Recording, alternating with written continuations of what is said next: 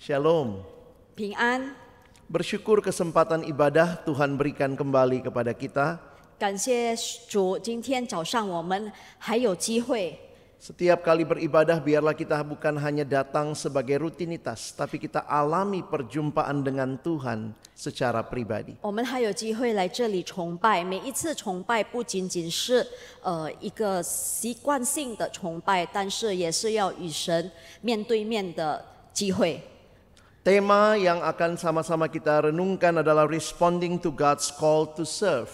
今天我们要思想的一个主题就是回应神的呼召来侍奉。 Ketika Tuhan memanggil saudara dan saya, apakah kita siap untuk melayani Dia? 当神在呼召我们的时候，我们是不是预备好了我们要侍奉他吗？ Dunia sibuk meminta dilayani. 世界都忙着要被服侍， Tapi bagi kita yang percaya dan mengikut Kristus, mari kita juga rela untuk melayani. 但是我们信主也是跟随主的人，我们也要愿意来服侍。 Kita akan belajar dari pelayanan Yesus selama Dia ada di dunia ini. 我们来学习主耶稣在这世上服侍的工作。 Di dalam Injil Matius pasal yang ke-9 ayat 35 sampai ayat yang ke-38. 马太福音第9章的35节到38节。 Saya akan membacakan terlebih dahulu dalam bahasa Indonesia, lalu nanti dalam bahasa Mandarin. 我们先用印尼语一起读，然后再用中文读。 Demikianlah Yesus berkeliling ke semua kota dan desa. Ia mengajar dalam rumah-rumah ibadat dan memberitakan Injil kerajaan sorga, serta melenyapkan segala penyakit dan kelemahan. Melihat orang banyak itu, tergeraklah hati Yesus oleh belas kasihan kepada mereka karena mereka lelah dan terlantar seperti domba yang tidak bergembala. Maka katanya kepada murid-muridnya, tuaian memang banyak, tetapi pekerja sedikit. Karena itu mintalah kepada Tuhan yang mempunyai tuaian, supaya ia mengirimkan pekerja-pekerja untuk tuaian itu. 马太福音9章35节，耶稣走遍各城各乡，在会堂里教训人，宣讲天国的福音，又医治各样的病症。他看见许多的人，就怜悯他们，因为他们因苦流离，如同羊没有牧人一样。于是对门徒说：“要收的庄稼多，做工的人少。” 所以你们当求庄稼的主打发工人出去收他的庄稼。 Saudara yang dikasihi Tuhan, kita mengikuti Kristus teladan kita. 主爱的弟兄姐妹，我们跟随我们的主，也是效法他。 Dan Kristus yang kita ikuti adalah Kristus yang melayani. 而我们要跟随的这个主是他服侍的主。 Firman Tuhan khususnya kitab Injil mencatat bagaimana Yesus melayani di dalam kurang lebih 3,5 tahun.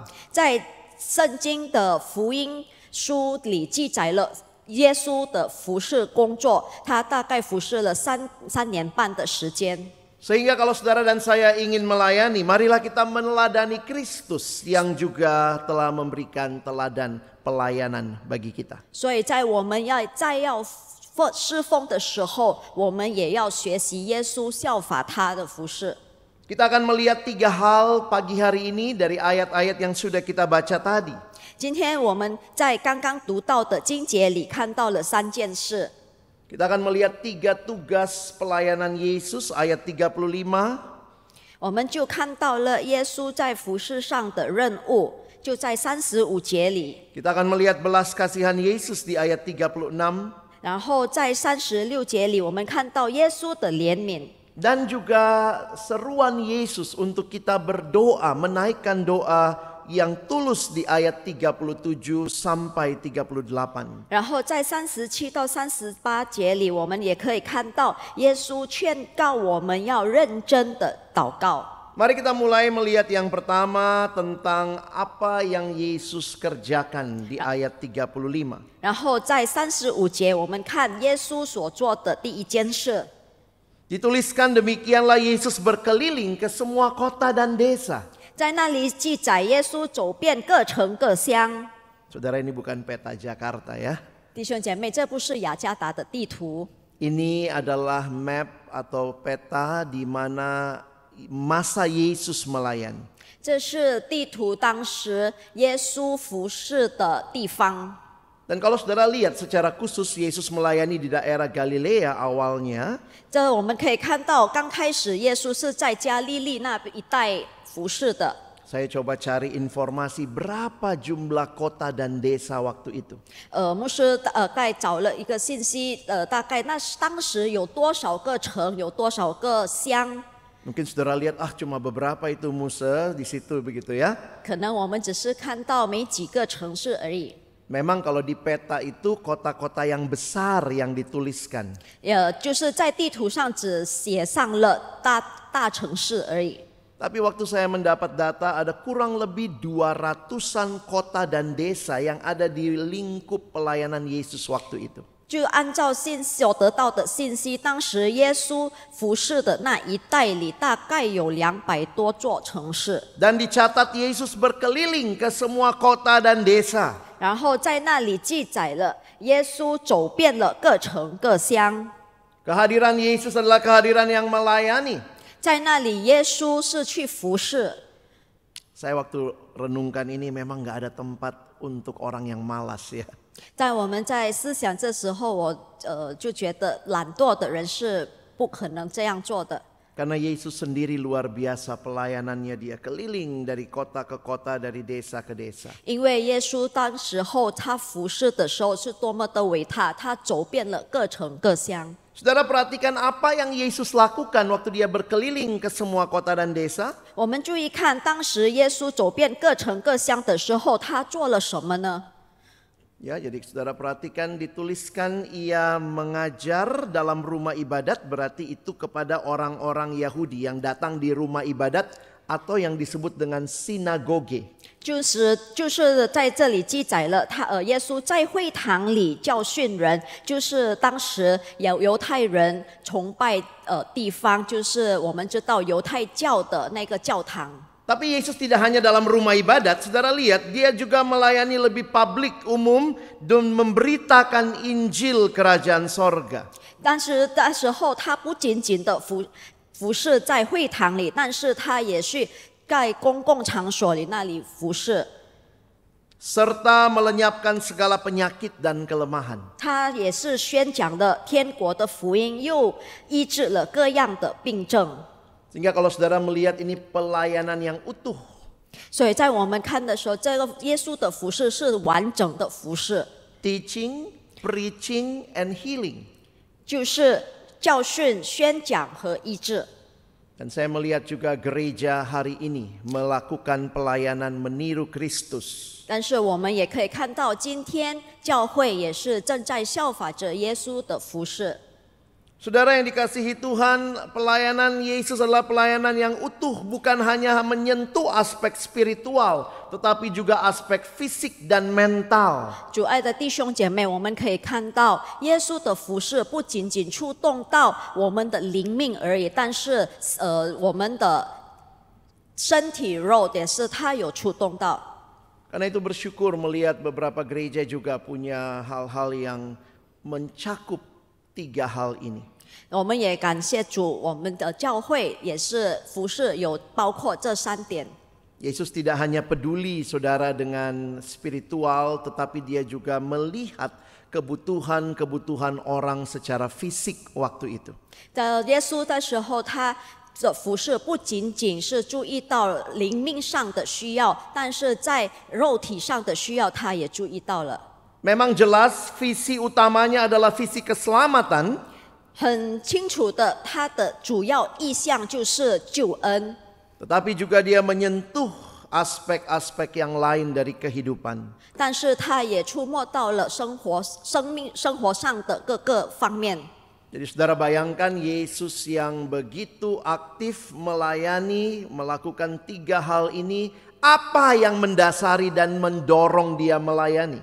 所以我们可以看到，耶稣这么积极的去服侍，是有什么使他可以这样的去服侍呢？ Ayat yang ke-36 memberikan kita gambaran apa sih yang menggerakkan Yesus melayani. 在36节，我们可以看到是什么触动了耶稣这样的去服侍。 Dituliskan di sini adalah belas kasihan. Itu menjadi motivasi motor utama yang menggerakkan pelayanan Yesus. 这里我们可以看到是怜悯的心，使耶稣可以去服侍。 Dituliskan melihat orang banyak itu tergeraklah hati Yesus oleh belas kasihan kepada mereka karena mereka lelah dan terlantar seperti domba yang tidak bergembala. 他看见许多的人，就怜悯他们，因为他们困苦流离，如同羊没有牧人一样。 Saudara mau melayani? 弟兄姐妹要服侍吗？ Saudara senang aktif banyak aktivitas? 你喜欢有很多活动吗？ Tapi apa yang menggerakkan kita? Apakah sama dengan yang menggerakkan Yesus melayani? 但是是什么可以触动我们去服侍？是不是像耶稣一样？ Ada yang bilang pepatah lama dari mata turun ke hati. 有的人就是古老的人说是从眼睛到心里。 Ini yang Yesus alami kalau saudara lihat dari mata tadi ya. Kalau saudara perhatikan dikatakan dari melihat orang banyak tergeraklah hatinya oleh belas kasihan. 就这里我们可以看到，首先耶稣先看见许多的人，然后就怜悯他们。 Kalau saudara keliling pelayanan atau keliling dari kota ke kota, desa ke desa, apa yang saudara lihat? 如果我们到各城各乡的时候去服侍的时候，我们看见了什么？ Kalau saya mungkin lihat pemandangan saudara ya, lalu selfie, foto begitu ya. 可能我就是看风景，拍拍照。 Tapi luar biasa Yesus melihat orang banyak. 但是很奇妙的，耶稣看到了许多的人， Yesus melihat mereka dan hatinya tergerak oleh belas kasihan. 他看见了许多的人，然后就怜悯他们， Dari mata turun ke hati. 从眼睛到心。 Makanya kalau saudara pelayanan biasanya kita bicara harus punya visi. Nah inilah dari melihat, tapi melihat dengan hati. 就是在我们要服侍的时候，我们经常说到要有意向，这就是我们现在看见，然后到了我们的心。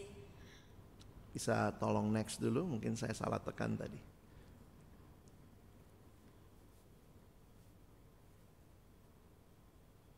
Jadi apa itu visi? Saya mengutip kalimat dari seorang bernama George Barna. 所以意向是什么呢？我们就把这 George Barna 所说的意向。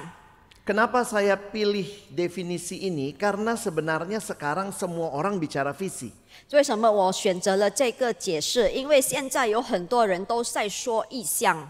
Kalau saudara bikin perusahaan, bikin yayasan, jangan lupa harus ada visi. 如果我们在建立公司还有基金会的时候，我们就说不要忘了要有意向。 Apa bedanya dengan visi Kristen? Perhatikan definisi ini. 我们是基督徒的意向是有什么区别呢？我们要注意这一点。 Jadi visi yaitu sebuah gambaran masa depan yang sangat jelas yang Allah komunikasikan kepada para pemimpin pelayannya berdasarkan pengenalan yang akurat tentang Allah, tentang diri sendiri, dan tentang lingkungan. 意象是一种设于将来且非常清楚的图像，是神托付给他的仆人，根基在于建立对神、对己、对环境的正确了解。 Banyak kali visi hanya sekadar memperhatikan diri dan lingkungan. 很长时候，意象只是注意到自己还有环境， Tetapi visi yang dibicarakan di sini adalah apa yang Allah komunikasikan. 但是在这里说到的意象，是神托付给他仆人的， Ini yang membedakan. 这就是它的区别。 Visi itu apa yang Allah komunikasikan kepada pelayan-pelayannya. 意象就是神托付给他的仆人的。Kalau itu Allah yang komunikasikan, berarti visi diterima oleh mereka yang bergaul akrab dengan Allah. 如果是意象是神托付的，那么可以接受神的意象的，就是与神同行的人。 Apakah cuma Yesus yang melihat orang banyak? 那么是不是只有耶稣看见许多人吗？ Saya yakin murid-murid yang menyertai Yesus juga melihat orang banyak itu. 我相信跟随耶稣的门徒们，他们也可以看到很多人。 Tetapi Yesus melihat mereka di dalam kedalaman hati dan kebutuhan mereka. 但是神可以看到了他们内心所需求、所需要的。 Dan apa yang Yesus katakan waktu dia melihat mereka, dia melihat mereka seperti domba yang tidak bergembala. 但是在耶稣看到他们的时候，耶稣就说他们如同羊没有牧人的。 Saudara, kalau kita jalan dari kota ke kota, desa ke desa, pasti ketemu orang. Tapi apa yang kita lihat? Kita cuma lihat penampilan luarnya atau kita lihat sampai kedalaman kebutuhan mereka? 在我们走遍各城各乡的时候，肯定我们也看到很多的人。但是在我们看见他们的时候，我们是不是仅仅看到了他们的外表而已？但是我们能不能看到他们的内心之处呢？ Kita butuh kacamata ilahi supaya waktu kita memakainya kita bisa melihat seperti yang Allah komunikasikan untuk kita lihat. 我们需要一副属神的眼镜，在我们戴上这眼镜的时候，我们也可以像神一样在看他们。 Dalam salah satu pembinaan guru sekolah minggu, saya ingat waktu itu. 在有一次主日学老师的辅导的时候， Pembicaranya bilang gini, saudara ya. 有一位讲员这样的说。 Kadang kalau kita lihat anak sekolah minggu itu lucu-lucu, sekarang anak sekarang pinter-pinter, cakep-cakep begitu ya. 让我们看到主日学的学生孩子们都很可爱，都很聪明。 Melihat anak-anak sekolah minggu yang lucu-lucu, cakep, pinter-pinter sekarang. 看到这么可爱、聪明的孩子们， Tapi kemudian guru pelatihnya bilang jangan lupa mereka manusia berdosa yang butuh Yesus. 但是他们的老师都这样的说，但是我们不要忘了，他们也是个罪人，需要基督的罪人。 Kita butuh kacamata ilahi untuk melihat 我们 mereka butuh Yesus. 我们需要属神的眼睛去看待他们，就像基督怎样的看他们。 Saudara mau melayani? 弟兄姐妹要服侍吗？ Biarlah kita minta Tuhan berikan aku mata yang melihat apa yang kau mau aku lihat. 就我们恳求上帝可以赐给我们一双眼，可以看到他们所需要的需要。 Muncul satu ungkapan yang Yesus sebutkan, yaitu domba yang tidak bergembala. 在这里，耶稣就说到了，如同羊没有牧人一般。 Saudara pernah pelajari domba? 我们有没有参考那个羊是怎样的动物？ Ada yang pelihara domba di rumah? 在这里有人养羊的吗？ Sebenarnya kita di gereja itu banyak pakai istilah penggembalaan ya. Makanya beberapa kali ada yang bilang halo Pak Gembala gitu ya. 其实，在教会我们很长时候都用着这个牧者、牧师这个词。 Suatu waktu saya ke sebuah gereja terus kemudian ada yang bilang gini, Pak Bugem nggak ikut. Bugem siapa? Ibu Gembala maksudnya. 有时候在教会有的人就这样的简称bugem，就是师母的意思。 Tapi ya kalau saya dibilang halo Pak Gembala, halo domba gitu ya. 如果他们叫我们是牧师，那么我们要回答他们嗨羊人。 Saudara, perlu kita pelajari penggembalaan untuk mengerti banyak istilah di Alkitab. 在牧羊教会的时候，我们也可以学习到很多这个牧者的称呼。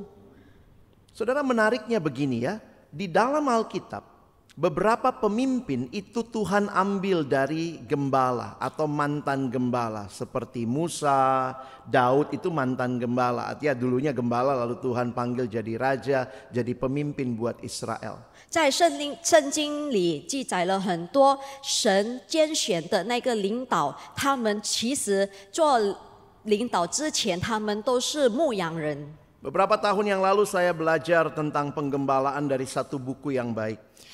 几年前，牧师有一本书学习到关于牧者的学习。 Apa kekuatan domba, saudara? 羊其实有什么力量、能力？ Waktu saya pelajari tentang dombanya, karena saya mau mengerti gembalanya, belajar dombanya. Domba itu hewan yang kuat sekali berdiri dan kuat sekali makan. 其实羊这个是一个很耐战的动物， Tapi ada kelemahannya juga domba ini. 但其实它也是有弱点。 Domba itu hewan yang rabun. 它其实它的眼睛是看不清的， Dia cuma bisa lihat beberapa meter, 2-3 meter di depannya, setelah itu kabur. 它只能看到它前面2-3米的东西， Makanya 其他的就它看不清 Kita 了。 ketemu perumpamaan domba yang hilang ya, karena domba itu memang suka cari jalan, yang nggak ada tuh perumpamaan gembala yang nyasar, tidak. 所以我们就知道有失去的羊，没有失去的牧者。 Nah menariknya begini saudara, domba ini suka hilang cari jalan sendiri, tapi domba salah satu hewan yang tidak punya mekanisme mempertahankan diri.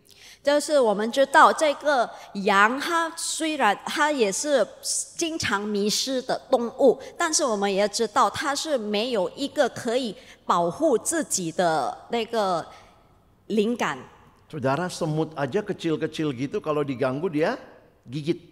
你们可以看到，如果蚂蚁这么小的动物，在我们去动它的时候，它也可以咬回去。 Kalau anjing dia gigit juga.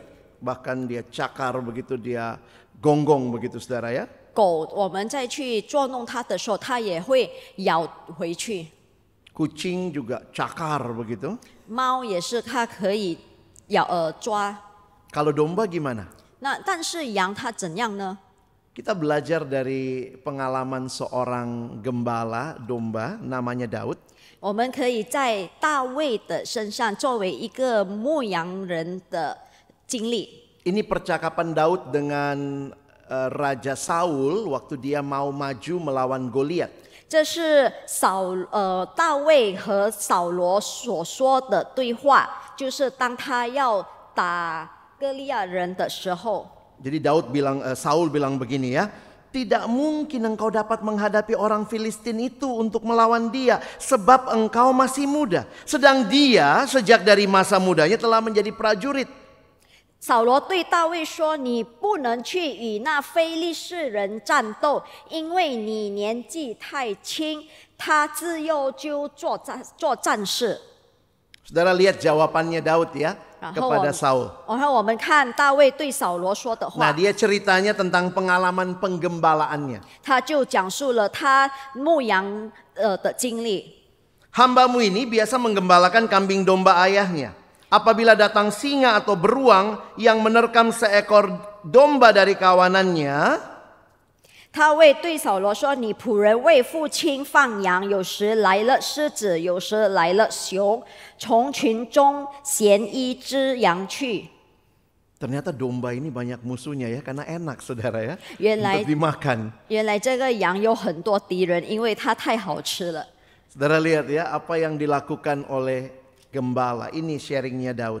然后我们再看这个牧羊人怎样的做，这就是大卫所分享的。 Saudara lihat siapa yang aktif ayat 35. 我们就看35节里谁是积极的。 Maka aku mengejarnya, menghajarnya, dan melepaskan domba itu dari mulutnya. 我就追赶他，击打他，将羊羔从他口中救出来。 Kemudian apabila ia berdiri menyerang aku, maka aku menangkap janggutnya lalu menghajarnya dan membunuhnya. 他起来要害我，我就揪着他的胡子，将他打死。 Siapa yang aktif? 谁是积极的在这里？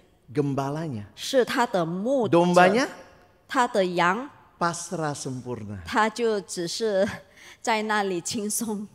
Mungkin dombanya bilang gini ya, Om Beruang sakit 就 gitu 是 ya. 可能他只是跟那个熊说：“哎，很痛。 Tapi dia nggak bisa ngapa-ngapain. ”但是他在那里无奈。 Makanya buku itu bilang begini, saudara jarang menemukan domba difoto sendiri.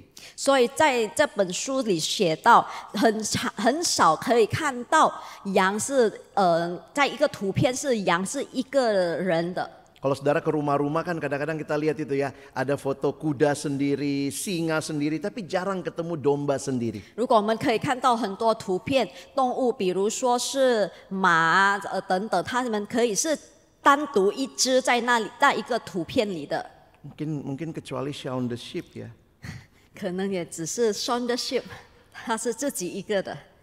Tapi kenapa saudara? Karena domba itu sangat butuh gembala. 但是为什么呢？是因为那些羊，它们很需要牧人。 Ini hewan yang selalu membutuhkan kehadiran gembalanya. 它是多么需要牧人的存在。 Maka Daud lanjutkan, baik singa maupun beruang telah dihajar oleh hambamu ini, dan orang Filistin yang tidak bersunat itu akan sama seperti salah satu daripada binatang itu, karena ia telah mencemooh barisan daripada Allah yang hidup. 你仆人曾打死狮子和熊，这为收割里的非利士人向永生神的军队骂阵，也必像狮子和熊一般。 Saudara yang dikasihi Tuhan, siapa yang meresikokan diri untuk menyelamatkan domba? 主爱的弟兄姐妹，谁可以牺牲他自己去拯救这个羔羊？ Gembalanya. 就是他的牧人。 Karena domba tanpa gembala cuma satu kata, binasa. 如果羊没有牧人，只有一句话，就是灭亡。 Saudara, waktu Yesus berkeliling ke semua kota dan desa, dia tidak hanya lihat orang-orang dengan segala atribut mereka. Mungkin ini orang kaya, ini orang luar biasa, ini seperti itu. Tapi dia lihat mereka tanpa gembala binasa. 所以当耶稣走遍各城各乡的时候，他看到许多的人的时候，他不仅仅看到他们的外表或者他们的地位，但是他只看到了他们是没有牧人的羊。 Saudara mau melayani? 弟兄姐妹要侍奉吗？ Mari minta mata seperti matanya untuk melihat apa yang jadi kebutuhan terdalam orang-orang yang akan kita layani. 那么我们恳求神赐给我们一双像基督的眼，然后我们可以看到人们所需要的。 Yesus berjumpa dengan orang banyak, tapi dia melihat mereka butuh gembala. 耶稣见到了许多的人，所以他也是知道了他们需要一位牧人。 Dunia membutuhkan Kristus, kalau tidak mereka binasa. 世界也需要基督，如果没有基督的话，他们也灭亡了。 Dari mata turun ke hati, 从眼到心， mintalah hati yang berbelas kasihan untuk melayani. 求神赐给我们一颗有怜悯的心来去服侍。 Pendiri World Vision International Bob Pierce mengatakan kalimat ini. Bob Pierce 就是 World Vision 的创始人，这样的说。 Let my heart be broken with the things that break God's heart. 愿令你心碎的同样触动我心。 Biarlah hati kita juga sama dengan hati Kristus. Apa yang meremukkan hatinya, mendukakan hatinya, itu juga jadi hal yang mendukakan hati kita. 求神也赐给我们一颗可以像基督的心，就是令他心碎的，同样的也可以触动到我们的心。 Jadi Yesus sibuk-sibuk tadi teaching, preaching, healing. Apa yang menggerakkan dia adalah passion. 所以在耶稣忙碌的服侍、忙碌宣教、宣讲医治的时候，什么来激动他呢？就是怜悯的心。 Tapi saudara perhatikan, tidak berhenti sampai di situ. Yesus mengajak murid-muridnya berdoa. 但是不停止在那里，耶稣跟叫他的门徒们一起祷告。 Maka katanya kepada murid-muridnya, tuayan memang banyak, tetapi pekerja sedikit. Karena itu, nah ini doa. Mintalah kepada Tuhan yang mempunyai tuayan, supaya ia mengirimkan pekerja-pekerja untuk tuayan itu. 于是对门徒说，要收的庄稼多，做工的人少。接下来就是他的祷告，所以你们当求庄稼的主打发工人出去收他的庄稼。 Saudara, waktu saya baca ayat ini, saya jadi sadar begini. Siapa seharusnya yang jadi gembala di zaman itu? 弟兄姐妹，在我们读到这经节的时候，我们觉悟到，其实当时候应该变牧人的是谁呢？ Ada atau tidak sih gembala bagi Israel waktu itu? 在那时候的以色列，他们有没有牧人？ Ternyata ada, itulah imam-imam yang hari itu bertugas menggembalakan umat. 原来是有的，那就是当天他们在牧羊群众的祭司们。 Tapi kenapa Yesus bilang tidak ada gembala? 那么为什么耶稣说那时候没有牧人呢？ Mereka domba yang tidak bergembala. 他们是没有牧人的羊。 Karena banyak orang jadi pemimpin-pemimpin bahkan di dalam pelayanan tapi tidak punya hati seperti Kristus. 因为那时候很多领导们还有很多祭司们在服侍的时候，但是他们的心没有像牧人一样，没有像基督一样。 Karena itu perhatikan, kira-kira Tuhan minta pekerja yang seperti apa? 所以我们要注意看，耶稣其实想要怎样的工人呢？ Kalau saudara jadi mengerti konteksnya, berarti di sini Yesus bilang, minta kepada Tuhan yang empunya tuayan supaya ia mengirimkan pekerja-pekerja yang punya hati seperti hatiku melihat domba-domba yang tidak bergembala. 所以在我们了解这个概念之后，我们就可以看到耶稣所说的，所以你们当求庄稼的主打发工人，像有怜悯的心，像牧人的心一样的出去工作。 Pelayan-pelayan seperti apa yang dibutuhkan di gereja masa kini?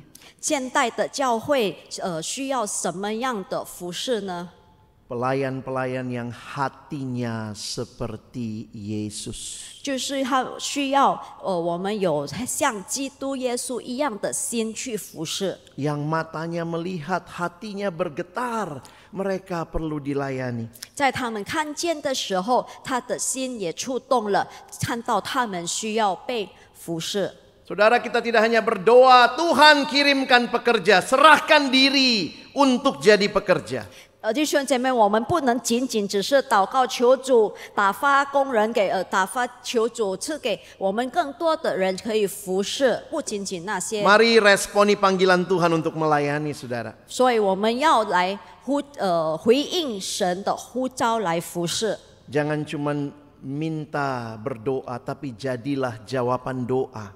不仅仅要祷告求神赐给我们更多的人来服侍，但是我们也要回应。 Di gereja juga Tuhan membutuhkan orang-orang yang rindu untuk melayani. 其实，在教会我们也需要很多渴慕服侍的人。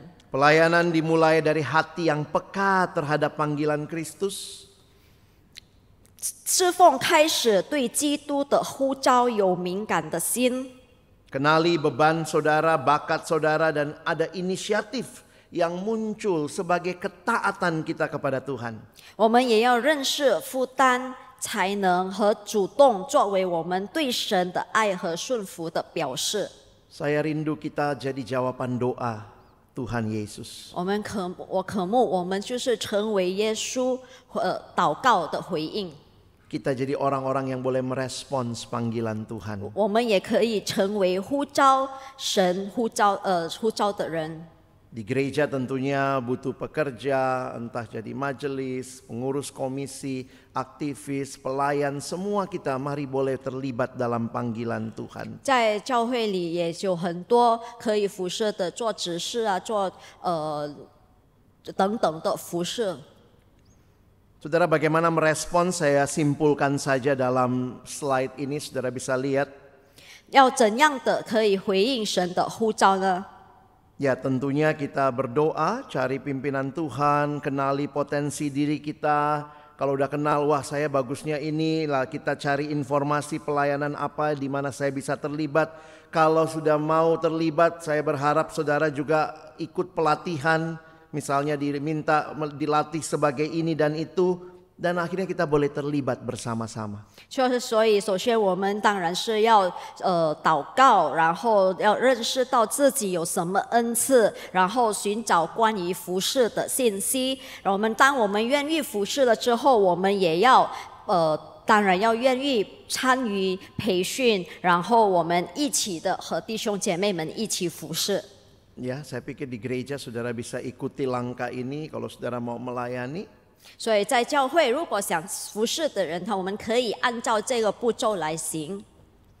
Dan ingat, tidak semua karunia kita sama, saudara. 所以，我们也要记得，我们所有的恩赐是各有不同的。 Kadang-kadang kita suka minta karunia orang ya, Tuhan saya mau kayak dia gitu. 有时候我们叫神想要像别人一样，我想像他一样有这样的恩赐。 Padahal Tuhan mungkin sudah berikan sesuatu yang saudara harusnya kembangkan sebagai talenta saudara. 其实神也已经赐给我们的恩赐，是我们必须要去培养他的。 Roma 12 ini jelas ya, kita punya karunia yang berlain-lainan.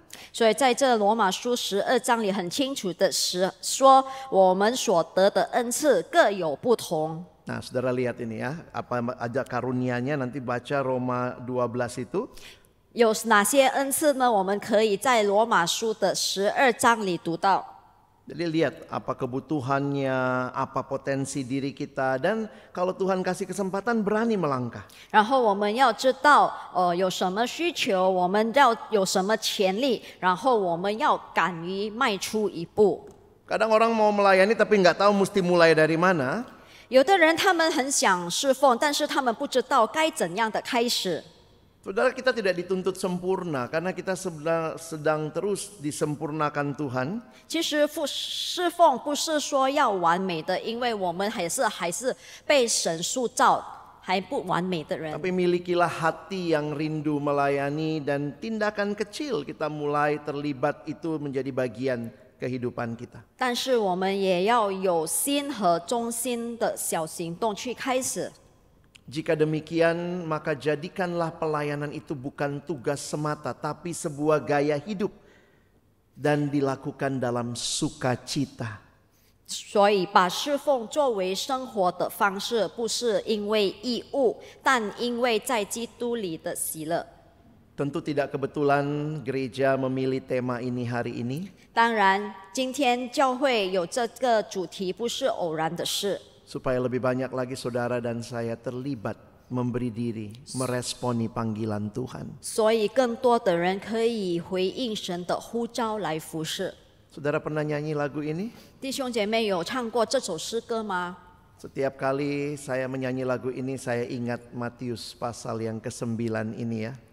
每次在唱这首诗歌的时候，牧师都会想到这个马太福音第9章的经节。 Berikanku hati seperti hatimu yang penuh dengan belas kasihan. 赐给我一颗像你的心，充满怜悯的心。